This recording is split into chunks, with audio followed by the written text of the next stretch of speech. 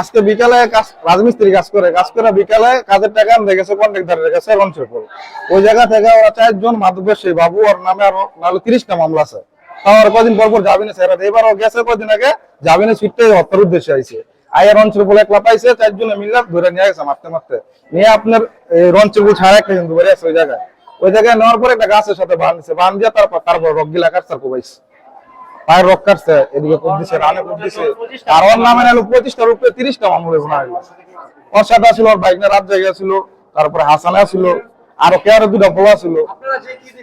ইয়াবা ব্যবসাকারী এলাকার প্রায় সময় এই হাঙ্গামাটা হতো যে ওদেরকে বিদায় করার জন্য আমরা অনেক পদক্ষেপ নিয়েছি। এই মুহূর্তে মানে অনেক মানববন্ধন অনেক কিছু হয়েছে, কিন্তু আমরা পারিনি ওদেরকে উচ্ছেদ করার জন্য। পুলিশ প্রশাসন আপ্যায়ন চেষ্টা করার পরও বারবার ব্যর্থ হয়েছে। তো আজকে যে ঘটনাটা ঘটেছে সন্ধ্যা আনুমানিক 6:30 থেকে 6টার মধ্যে, ও হচ্ছে রাজমিস্ত্রির কাজ করে টাকাটা আনার জন্য ওইখানে যায়।